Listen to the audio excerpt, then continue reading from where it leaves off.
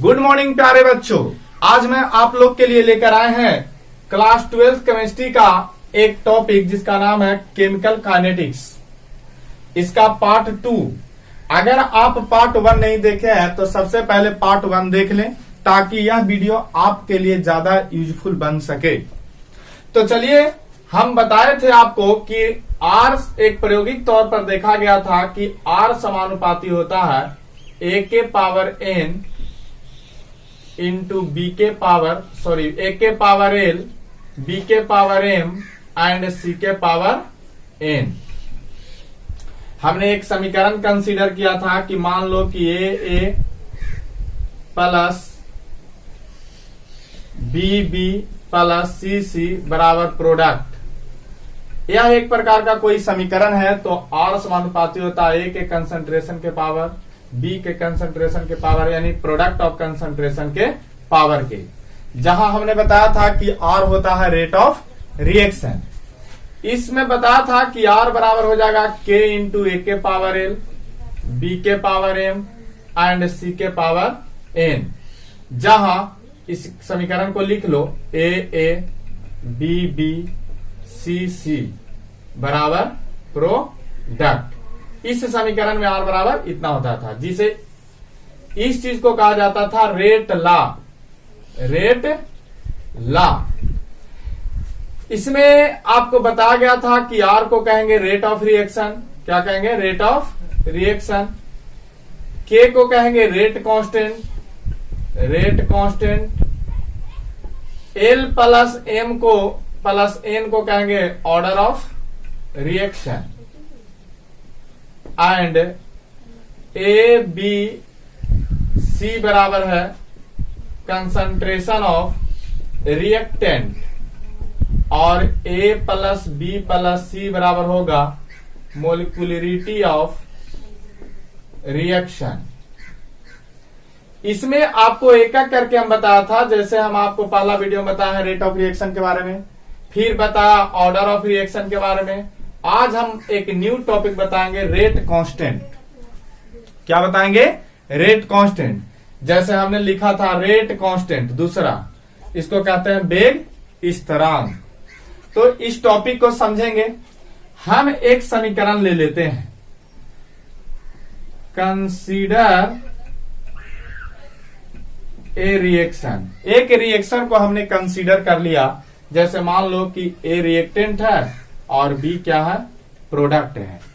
हम यहां पे रिएक्टेंट के रूप में 3 पदार्थ लिया है। इस रिएक्शन में एक रिएक्टेंट लिया है। आप 3 भी ले सकते हैं, 4 भी ले सकते हैं, उसमें कोई अंतर नहीं आएगा। तो हमने क्या किया कि एक रिएक्शन कंसीडर किया जिसमें A इक्वल टू है B। A क्या है? रिएक्टेंट। B क्या है? प्रोडक्ट। तो इसमें रेट लॉ कहता है कि R समानुपाती होता है कंसंट्रेशन के पावर का, जिसमें हम R बराबर लिखेंगे K इंटू A के पावर N, जहां K क्या है? रेट कांस्टेंट है। जहां K क्या है? रेट कांस्टेंट है। तो इसको अगर हम डिफिनेशन दें कि रेट कांस्टेंट किसे कहा जाता है, तो वह अभिक्रिया वेग, जब क्रिया कारकों की सांद्रता को इकाई मान ले, उस स्थिति में अभिक्रिया के वेग को वेग स्थिरांक कहते हैं। जैसे मान लो कि अगर हम K बराबर देखें तो K बराबर हो जाएगा R बटे A के पावर N। यदि अभिकारक की सांद्रता को, यानी रिएक्टेंट को A का मान अगर 1 ले लिया जाए तो K बराबर क्या आ जाएगा? R। वही कहा गया कि यदि अभिक्रिया के वेग को सांद्रता को जब इकाई मान ले, तो उस स्थिति में अभिक्रिया के वेग को हम वेग स्थिरांक यानी रेट कांस्टेंट कहेंगे। फिर से देख लीजिए कि यदि हम A क्या है? Concentration of reactant. तो यदि हम कंसंट्रेशन ऑफ रिएक्टेंट का 1 मान ले लेंगे तो उस समय रेट ऑफ रिएक्शन को हम रेट कांस्टेंट कहेंगे। ओके, अब देखते हैं। हमने देखा कि K बराबर आ गया R बटे A के पावर N। इसको ध्यान से देखेंगे। R क्या है? R है रेट ऑफ रिएक्शन। R क्या है? रेट ऑफ रिएक्शन, और ए क्या है, ए है कंसंट्रेशन ऑफ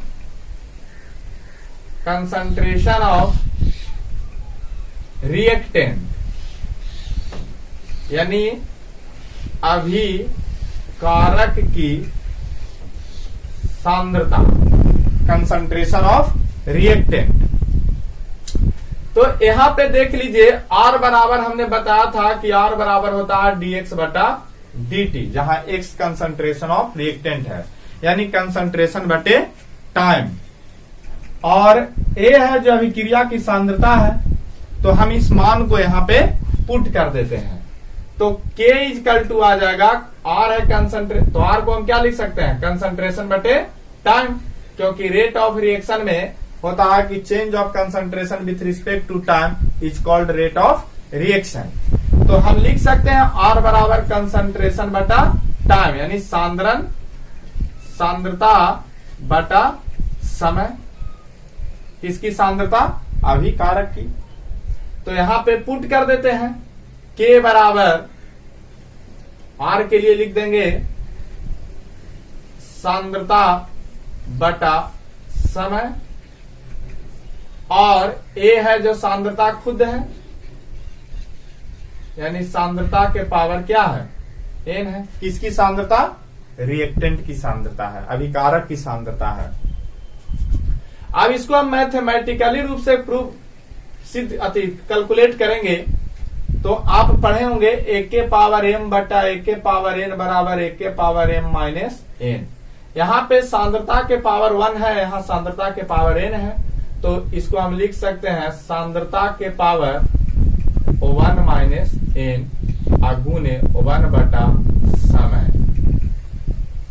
अब आप जानते होंगे कि सांद्रता का यानी कंसंट्रेशन का जो मात्रक होता है वो मोल प्रति लीटर होता है। क्या होता है, मोल प्रति लीटर। इस प्रकार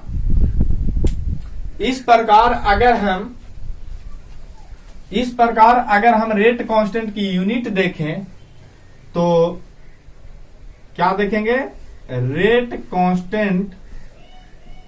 कांस्टेंट यानी वेग स्थिरांक का मात्रक देखेंगे, तो इसका मात्रक हो जाएगा, सांद्रता के लिए लिख देंगे मोल बटा लीटर के पावर 1 माइनस n गुने 1 बटा सेकंड।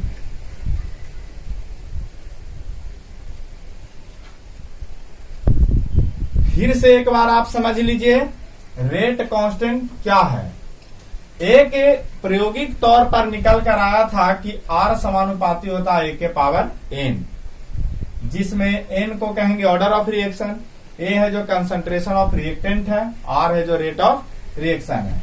समानुपाती हटता है तो एक कांस्टेंट आता है जिसको हम रेट कांस्टेंट कहते हैं। अगर इसको हम डिफिनेशन लिखेंगे तो यहां से आप निकाल सकते हैं K बराबर R बटा n हो जाएगा। A क्या है, कंसंट्रेशन ऑफ रिएक्टेंट है, तो यदि हम A का मान ले लेते हैं 1 तो मेरा K बराबर क्या आ जाएगा, R आ जाएगा।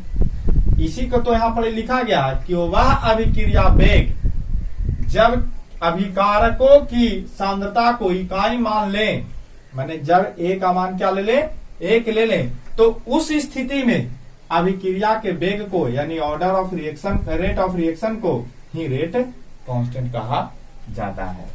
फिर हम यहाँ पे K बराबर R बटा इतना है, इस मान को रख कर सांद्रता को हम रेट कांस्टेंट का मात्रक निकाल लेंगे। एक बात ध्यान दीजिए, अगर नोट कर लिए होंगे तो हम इसको मिटा देते हैं। हमने देखा कि रेट कांस्टेंट का जो यूनिट है, रेट कांस्टेंट का जो यूनिट है वो कितना निकल कर आया, मोल बटा लीटर के power 1 minus n into 1 by second. यहां n क्या है, जहां n बराबर है ऑर्डर ऑफ रिएक्शन, n क्या है, ऑर्डर ऑफ रिएक्शन है, तो हम एक एक करके सभी ऑर्डर का यूनिट निकाल सकते हैं। जैसे मान लो कि पहला हम निकालेंगे जीरो ऑर्डर रिएक्शन का, जीरो ऑर्डर रिएक्शन। तो जीरो ऑर्डर रिएक्शन में एन बराबर क्या हो जाएगा, जीरो हो जाएगा।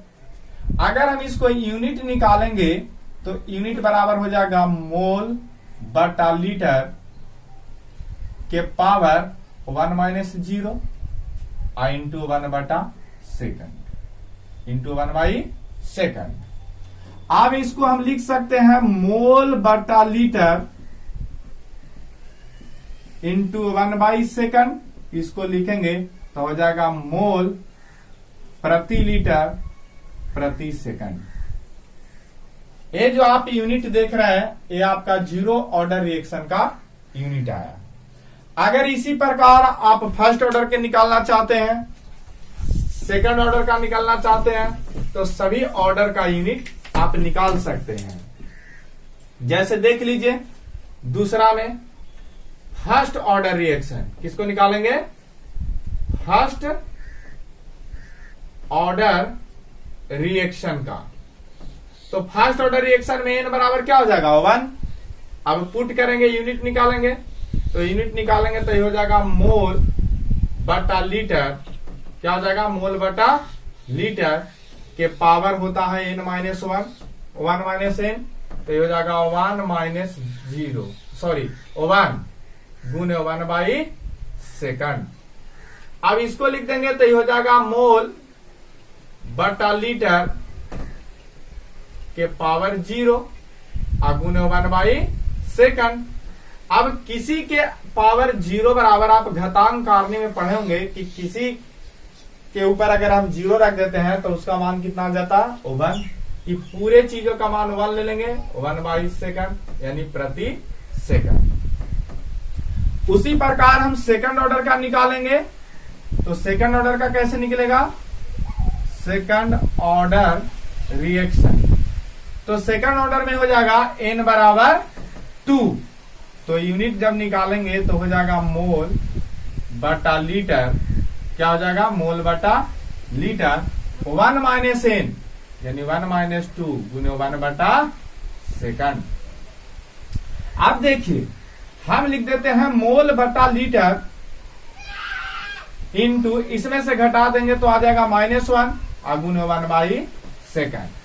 आप पढ़े होंगे कि एक के पावर -1 बराबर होता है 1 बटा ए, यानी इसको उलट देंगे, यानी हो जाएगा लीटर बटा मोल इंटू 1 बाई सेकंड। यानी इसको हम लिख सकते हैं लीटर प्रति मोल प्रति सेकंड। इस प्रकार आपने देखा कि रेट कांस्टेंट का यूनिट होता है मोल बटा लीटर के पावर 1 माइनस एन गुने 1 बाई सेकंड। ये एक प्रकार का फार्मूला निकल गया जिसके आधार पर एन बराबर ऑर्डर ऑफ रिएक्शन होता है, जिसके आधार पर हम जीरो ऑर्डर का यूनिट निकाला मोल प्रति लीटर प्रति सेकंड, फर्स्ट ऑर्डर रिएक्शन का यूनिट निकाला प्रति सेकंड, और जीरो ऑर्डर सेकंड ऑर्डर का यूनिट निकाला लीटर प्रति मोल प्रति सेकंड। हम लोगों ने अभी सीखा कि जीरो ऑर्डर रिएक्शन का यूनिट होता है मोल प्रति लीटर प्रति सेकंड, फर्स्ट ऑर्डर रिएक्शन का यूनिट होता है प्रति सेकंड, और सेकंड ऑर्डर रिएक्शन का यूनिट होता है प्रति मोल लीटर प्रति सेकंड। तो इसी पर आधारित आपको कुछ हम न्यूमेरिकल बता देते हैं। जैसे एनसीईआरटी बुक के 4.4 का क्वेश्चन है कि identify the rate of reaction, identified of rate of reaction यानी reaction order from each of the following rate constant. Rate constant का मान दिया है के बराबर इतना, फिर दूसरा में दिया हुआ है के बराबर यहां 3 दिया हुआ है। आपसे पूछ रहा है कि कौन ऑर्डर का रिएक्शन है, तो यदि आप इसके मान को देखेंगे तो आप कंफ्यूज कर जाएंगे। इसीलिए आपको 1 नंबर में क्वेश्चन पूछा जाएगा कि आपको केवल ऑर्डर बताना है, तो क्या करेंगे, आप इसके यूनिट देख लेंगे। तो देखिए लीटर प्रति मोल प्रति सेकंड, लीटर प्रति मोल प्रति सेकंड कौन ऑर्डर का हुआ, सेकंड ऑर्डर का। तो आप पहला का जवाब देंगे सेकंड ऑर्डर रिएक्शन, यानी कौन ऑर्डर का रिएक्शन है, सेकंड ऑर्डर का रिएक्शन है। फिर यहाँ पे देखिएगा लिखा हुआ है प्रति सेकंड, इसी पर अंदाज लगा लीजिए। तो फर्स्ट ऑर्डर रिएक्शन है प्रति सेकंड यूनिट इसका, तो आप इसके यूनिट के आधार पर बताएंगे कि फर्स्ट ऑर्डर रिएक्शन है, यानी प्रथम कोटि की अभिक्रिया है। फिर यहाँ पे देख लीजिए तो यह मोल प्रति लीटर प्रति सेकंड, मोल प्रति लीटर प्रति सेकंड 21 ऑर्डर में आ रहा है, तो ये आपका 0 ऑर्डर रिएक्शन है। तो आपको एग्जाम में जब भी इस प्रकार का क्वेश्चन पूछा जाए तो यूनिट याद रखिए, याद रखने की भी कोई जरूरत नहीं है। आप रेट कांस्टेंट का यूनिट निकाल के हम बताए, उस पर n का मान 0, 1, 2 रख के आप निकाल सकते हैं। तो आप यहाँ पे ध्यान में रखिए और डायरेक्ट इससे आप बता सकते हैं कि इसका रेट कौन ऑर्डर का रिएक्शन है, ये कौन ऑर्डर का रिएक्शन है, इस कौन ऑर्डर का रिएक्शन है। अब आप लोग से क्लास 12th बोर्ड एग्जाम में एक बार क्वेश्चन पूछा जाता है कि फर्स्ट ऑर्डर रिएक्शन क्या है, इसमें रेट कांस्टेंट का व्यंजक प्राप्त करें। यह क्वेश्चन बोर्ड एग्जाम में हमेशा पूछ लिया जाता है, इसीलिए इसे आप ध्यान से देखें ताकि आप मिस न करें। VVI लिख दे रहा है, लिखेगा कि फर्स्ट ऑर्डर रिएक्शन क्या है, इसमें रेट कांस्टेंट का व्यंजक प्राप्त करें, यानी प्रथम कोटि की अभिक्रिया क्या है, वेग स्थिरांक का व्यंजक प्राप्त करें। तो देख लीजिए, आपको बताया गया था कि पहले आप एक समीकरण मान लीजिए कि कंसीडर ए रिएक्शन। हमने एक रिएक्शन को कंसीडर किया है, वो रिएक्शन है, सीधा से लिख देते हैं, कंसीडर ए रिएक्शन। एक रिएक्शन हमने मान लिया, वो रिएक्शन है A2B, जिसमें इनिशियल पॉइंट लेते हैं, इनिशियल एट टाइम t, हमने बताया था पहला वीडियो में। तो A का मान ले लेते हैं A, तो इनिशियल पॉइंट पर रिएक्टेंट का कंसंट्रेशन A है, स्मॉल a है, तो उस पॉइंट पे प्रोडक्ट का मान क्या होता था, 0। फिर हम फाइनल पॉइंट पे लेते हैं, तो फाइनल पॉइंट पे यदि A का मान X रिएक्शन हो जाता है, A में से X रिएक्ट हो जाता है, रिएक्शन कर जाता है इतना, तो आपका वही जो रिएक्शन करेगा यहाँ पे आ जाएगा। अगर आपको ये चीज समझ में नहीं आ रहा है तो आप मेरा प्रथम वीडियो जाकर देख ले, उसमें इसको एक एग्जाम्पल के थ्रू हम एक्सप्लेन किए हैं। ऐसे देख भी लीजिए कि मान लो कि कोई रिएक्शन है जो जिसमें रिएक्टेंट का कंसंट्रेशन A है, वो कब है, इनिशियल पॉइंट पे, जहां कोई रिएक्शन नहीं हुआ है, उस समय प्रोडक्ट का मान क्या रहेगा, 0 रहेगा। T समय बाद, यानी final point at time T second बाद A का मान जो है, A जो है वो X रिएक्ट कर गया, तो बाकी जो निर्माण होगा वो भी X होगा। जैसे हमने बताया था कि 20 है A इंटू B, तो यहां पर बताया था कि T बराबर 0 पर 20 कंसंट्रेशन है, तो रिएक्टेंट प्रोडक्ट 0 है। T बराबर मान लेंगे तो ये जैसे जैसे घटता है, जैसे मान लो कि 10 होगा, इसका मतलब है कि इधर 10 जाएगा, तो वही यहां पे जितना मतलब घटता है वो यहां पे प्रोडक्ट में आ जाता है। अब देख लीजिए रेट लॉ क्या कहता है। रेट लॉ कहता है कि rate of reaction directly proportional to होता है कंसंट्रेशन ऑफ रिएक्टेंट के पावर के,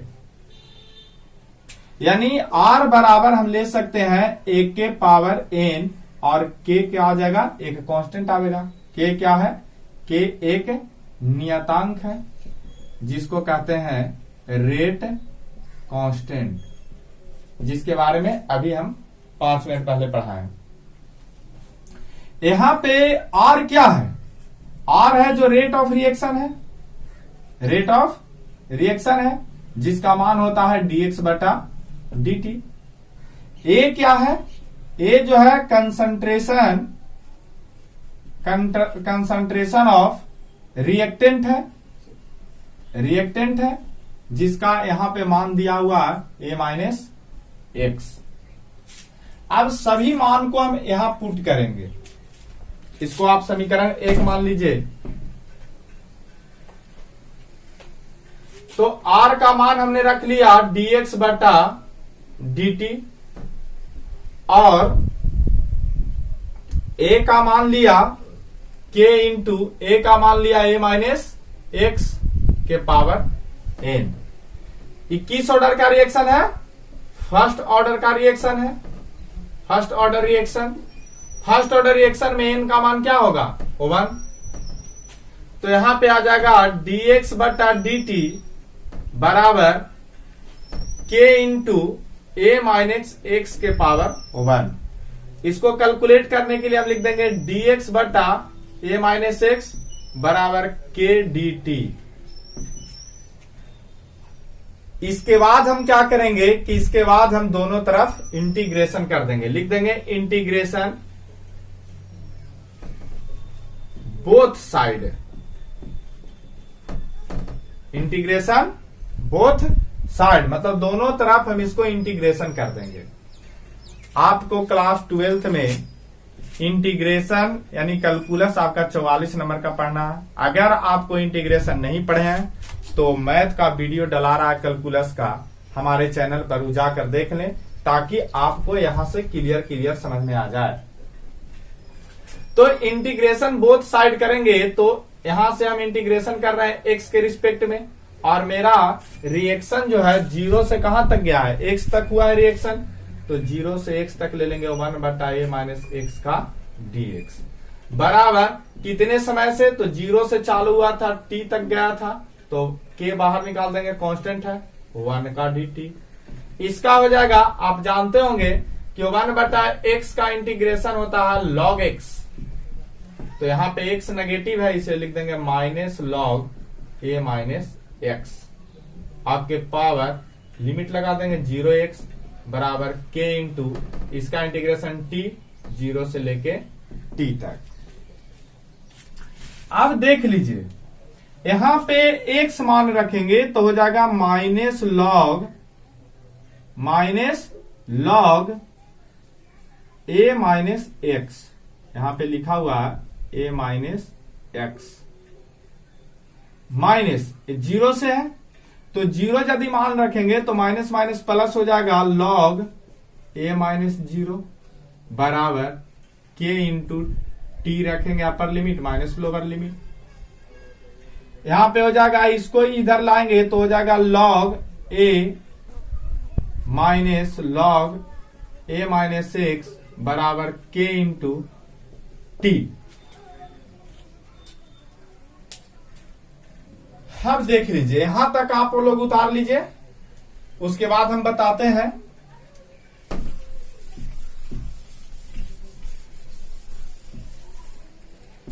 आप लोग पढ़े होंगे कि log a minus log b बराबर होता है लॉग a बटे b। उस सूत्र का यहां प्रयोग करेंगे तो हो जाएगा लॉग, यहां पे हो जाएगा लॉग a बटा a माइनस एक्स हो गया बटा के टी। इसका एक्सपोनेंशियल चेंज करेंगे तो आ जाएगा k इजकल टू 2.303 बटा t और इसका मान हो जाएगा log a बटा a माइनस एक्स। आप इसको लिख सकते हैं k बराबर 2.230 बटा t और log ये किसका मान है, इनिशियल का है, यानी इनिशियल बटा फाइनल, क्योंकि फाइनल जो रिएक्शन हुआ था वो a माइनस एक्स था। ये जो आप सूत्र प्राप्त हुआ या आप रेट कांस्टेंट का व्यंजक प्राप्त हुआ फर्स्ट ऑर्डर रिएक्शन में, इस सूत्र से बहुत सारे न्यूमेरिकल मिलेंगे। अब देखिए इसी में एक और पूछ लिया जाता है कि इसका हाफ लाइफ के बारे में। तो हाफ लाइफ और इससे रिलेटेड न्यूमेरिकल हम आपको नेक्स्ट वीडियो में बताएंगे। तब तक आप हमारे चैनल को अगर लाइक नहीं किए हैं, सब्सक्राइब नहीं किए हैं तो आप जल्दी आप लाइक और सब्सक्राइब कर लें ताकि हमारा वीडियो सबसे पहले आप तक पहुंचे और आप इसका लाभ उठाएं। Thank you.